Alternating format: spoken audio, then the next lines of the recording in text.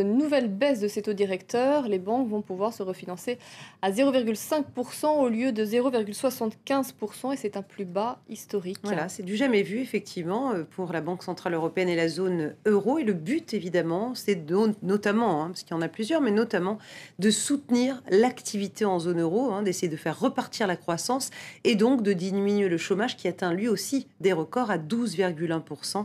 Écoutez, Mario Draghi, le patron de la BCE. La longue période de faiblesse économique s'étend jusqu'au printemps de cette année.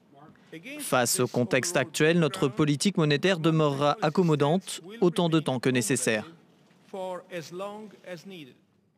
Voilà, alors comment cette baisse des taux qu'on constate aujourd'hui et qui pourrait continuer donc aussi longtemps que nécessaire, comment cette baisse des taux peut stimuler l'activité économique? Nous avons posé la question à Gilles Moec, chef économiste à la Deutsche Bank à Londres.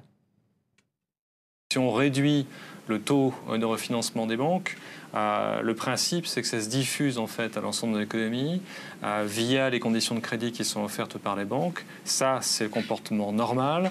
C'est malheureusement pas la situation actuelle. C'est-à-dire que dans des pays comme la France ou comme l'Allemagne, actuellement, il y a ce qu'on appelle une bonne transmission de la politique monétaire, c'est-à-dire qu'il y a relativement rapidement transmission de la baisse des taux directeurs de la Banque centrale vers les taux qui sont effectivement offerts aux ménages, aux entreprises, ce qui peut les pousser donc à investir, à consommer davantage.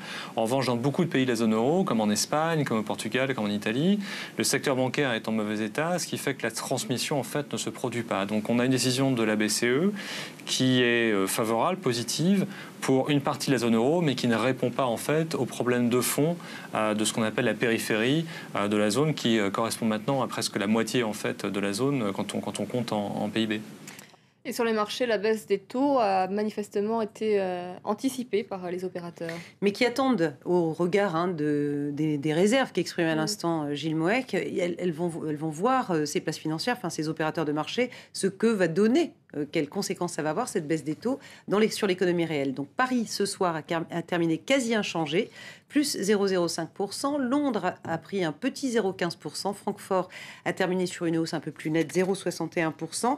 À Wall Street, porté aussi par des nouvelles, on va dire, domestiques, et notamment la baisse des inscriptions au chômage. Les indices sont nettement à la hausse. Dow Jones, plus 0,89%, plus 1,26% pour le Nasdaq, et S&P 500 qui augmente de 0,94%. En France, nous avons beaucoup parlé aujourd'hui de ces discussions avortées entre Yahoo et Dailymotion. Voilà, Yahoo voulait donc acheter 75% de Dailymotion, ce site de vidéo en ligne made in France. C'était trop pour Arnaud Montebourg, le ministre du Redressement productif, qui estime que c'est un secteur stratégique à moyen terme et que la France ne devait pas laisser filer, en quelque sorte, ce savoir-faire totalement, en tout cas, aux mains de l'étranger. Il proposait donc un partage 50-50. Et puis, il y avait France Télécom, qui est le propriétaire de Dailymotion, qui lui était assez mécontent de l'interruption de ces pourparlers. On y revient avec Axel May. L'ogre américain de l'Internet avait faim de Made in France. Yahoo ne mangera finalement pas Dailymotion.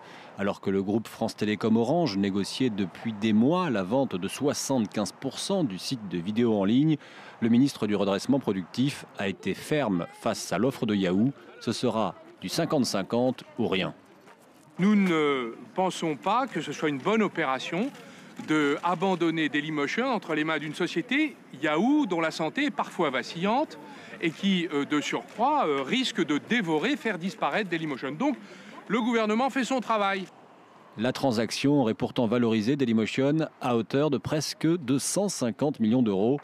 À France Télécom, dont l'État détient encore 27% du capital, son PDG ne décolère pas. Dailymotion est une filiale d'Orange et non de l'État. C'est le groupe, sa direction et son conseil d'administration qui gèrent ce dossier. Alors comment expliquer le rôle joué par Arnaud Montebourg? Certains parlent d'interventionnisme, de colbertisme, d'autres, comme ce journaliste spécialisé, comprennent le choix de l'État.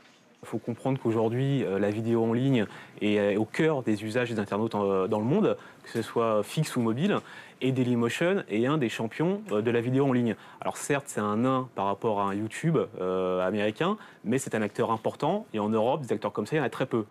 En attendant, Orange cherche un nouveau partenaire pour aider Dailymotion à se développer face à la concurrence, ce qui passe par un accès au marché américain. Areva va construire une centrale nucléaire en Turquie. C'est un succès pour l'industrie nucléaire française qui n'en avait pas eu depuis longtemps. Alors, elle est associée à la japonaise à travers Mitsubishi Heavy Industries.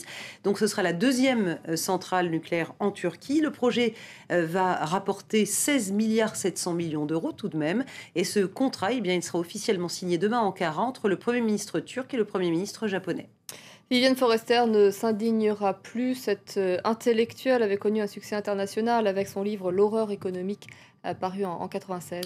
Oui, 1996, et il n'a pas pris une ride. 350 000 exemplaires diffusés dans 24 langues. Et elle écrivait en substance, il n'y a pas de crise, il y a une mutation, un changement de système.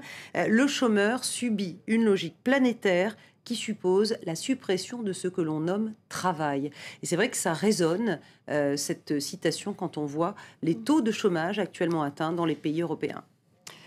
En Europe, revient parmi les hommes sous la forme d'un billet. Oui, Europe, qui est cette princesse de la mythologie grecque. Vous savez, c'est cette princesse qui a été enlevée par Zeus, qui se déguise en taureau blanc, me semble-t-il, pour avoir ses faveurs. C'est ça. Et donc, cette Europe, eh bien, elle est sur les billets de 5 € qui ont été mis en circulation aujourd'hui. Ils sont réputés beaucoup plus infalsifiables encore que les précédents. Donc vous allez les découvrir petit à petit dans vos poches ces prochains jours. Alors pour ceux qui s'inquiéteraient de leurs vieux billets de 5 €, eh bien sachez qu'ils resteront en circulation et que quand il sera question de les retirer, on vous avertira bien à l'avance. C'est toujours le cas. Merci beaucoup Myriam pour votre journal ce soir. Vous restez avec nous dans Paris Direct. Dans un instant, ce sera un œil sur les médias avec Karim Yayaoui. Il va nous rejoindre sur ce plateau.